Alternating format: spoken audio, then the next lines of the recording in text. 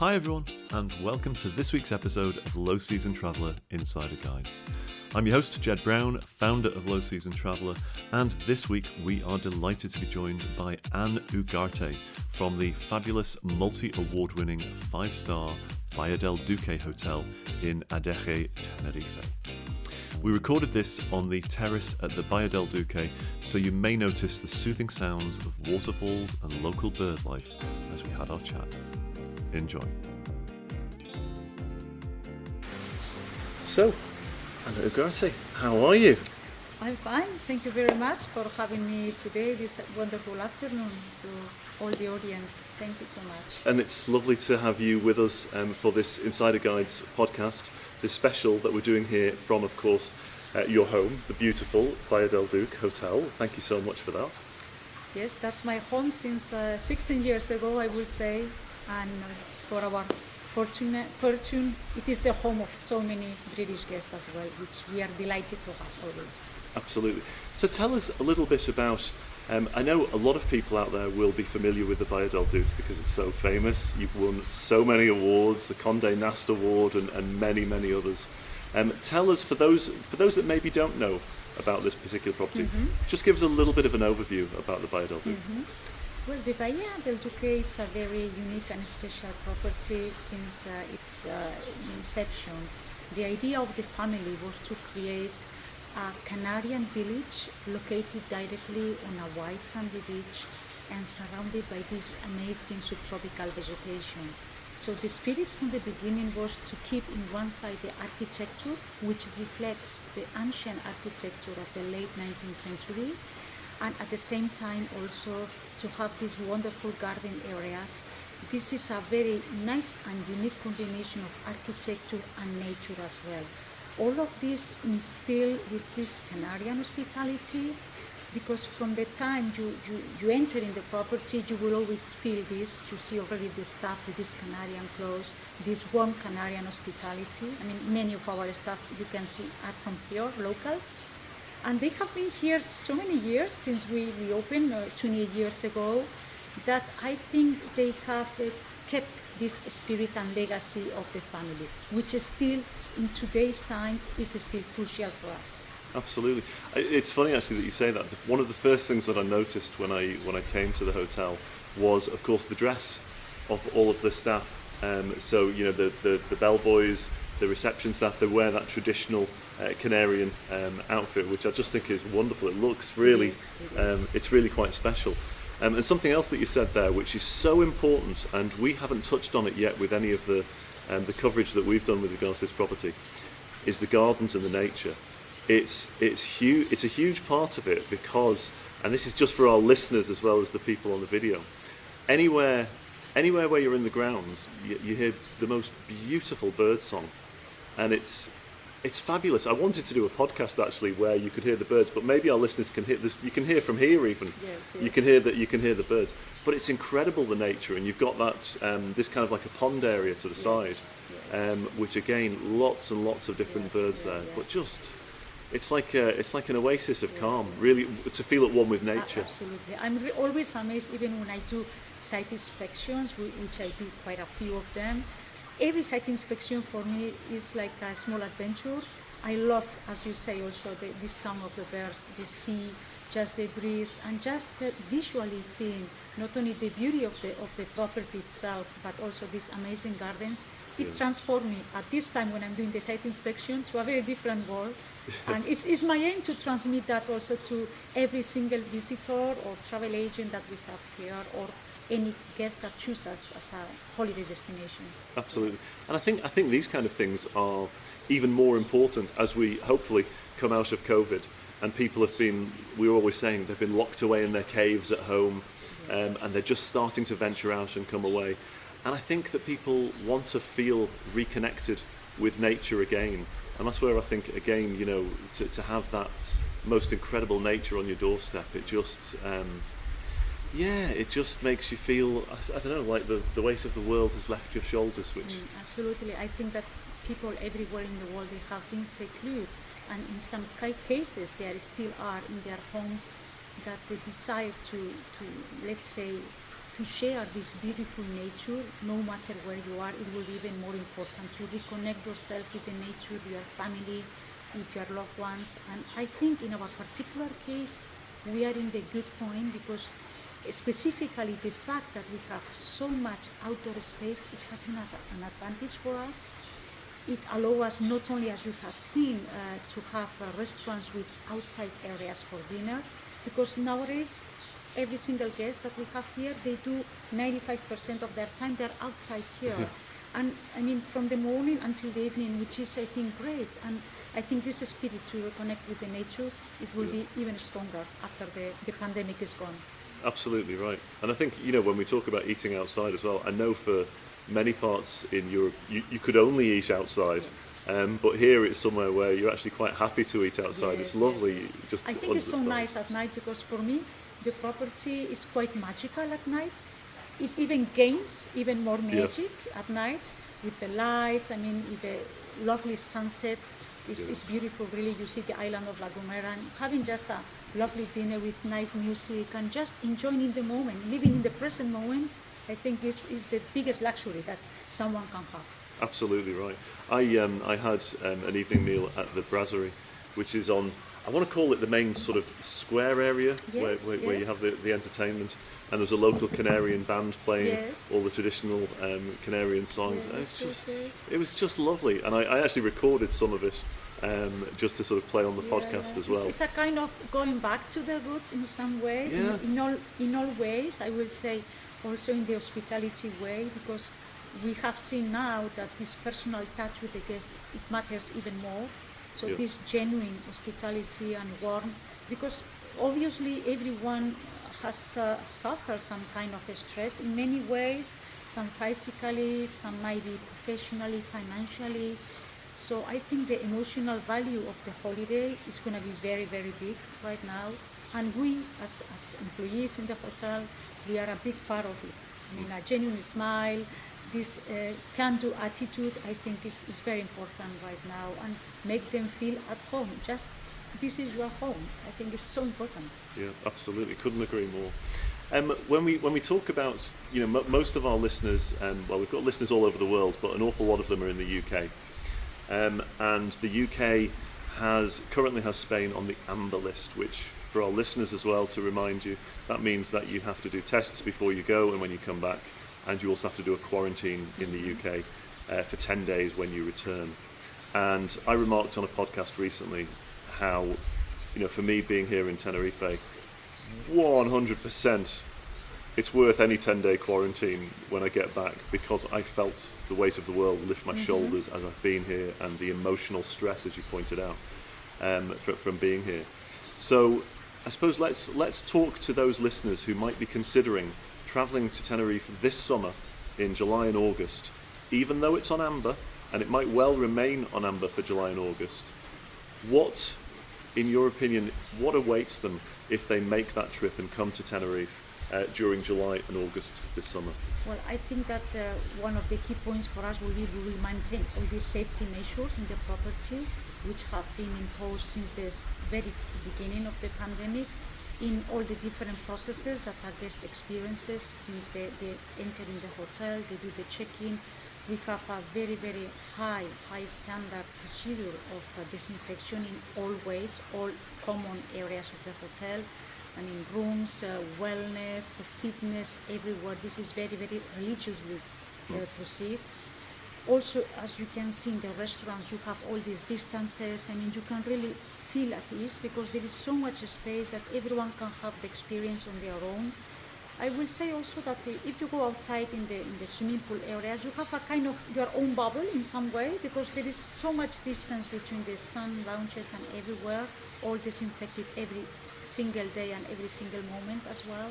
So I feel pretty safe on that side.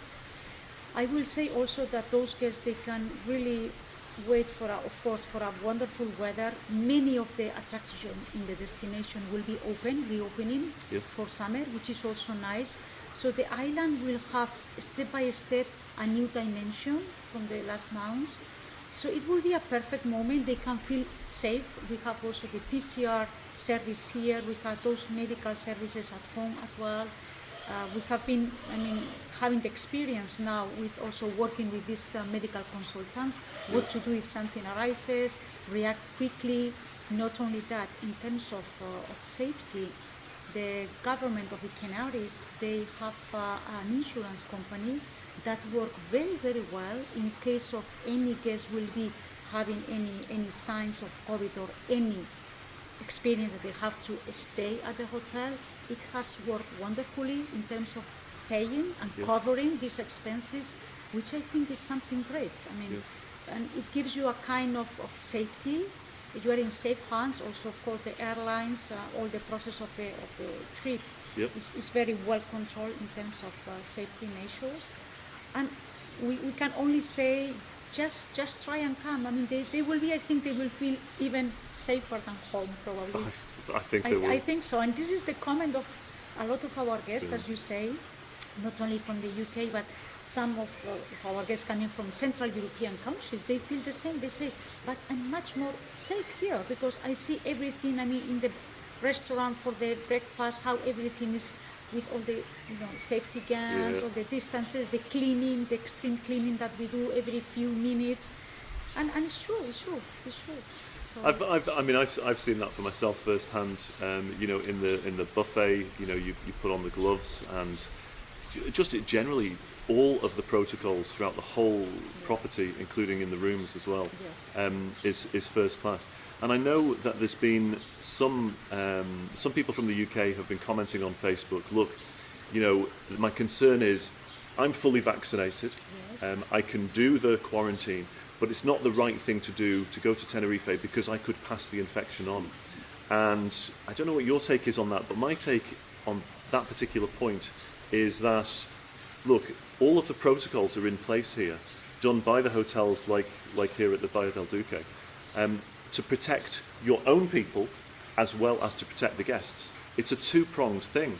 And you wouldn't want anybody coming in here that was potentially going to pass the virus to your staff, let alone other guests. And that's why those protocols are so rigid and in place, right? Yes, we are. Definitely, we think that obviously those protocols will remain quite a long time, probably, because we are not still over of this pandemic. But it makes me feel really, really safe in that way. Spain is going now in a very high level of vaccinations as well. We are doing now really, really quite quickly. So we're going to be in a few weeks, probably 40% of the population already vaccinated with the first doses, which is a quite pretty good number. So we expect that things will be improving and people will also feel safe, because they will see, okay, we're going to be maybe in 3-4 months, the situation will be, things go different in many countries. So I'm confident that we will regain our piece of the cake, probably in the market. But it has been, of course, a roller coaster. Yeah, for sure. For everyone in the industry, we know, and we know also how much the British travel industry is waiting for this green light to come, because it's crucial also for the life of so many companies also. But we're going to be even more eager, all of us, to make business, which is something that I'm really excited. I think that for me personally, my first trip for business, when it comes, and I hope that it will be soon, it's going to be a very emotional moment. Yeah, for definitely. Sure. Yeah.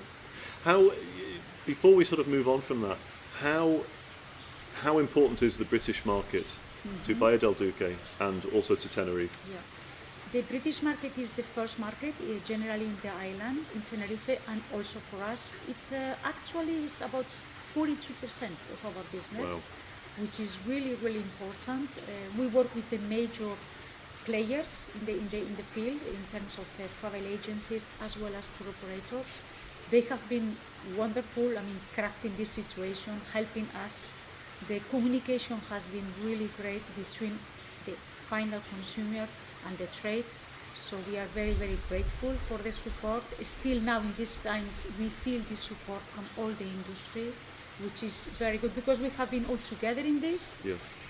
And I think this will reinforce in some way also the value of the trade in terms of helping, in terms of making these holidays even more special for the guests, because we have known a lot for the guests now.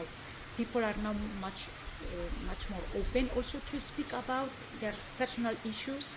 We have seen that many of the people that came in a certain given moment, it was something special for them. They were really waiting for this holiday, weeks, months, then canceling, rebooking again. So the more time it passes and it goes, the more value this holiday has for them.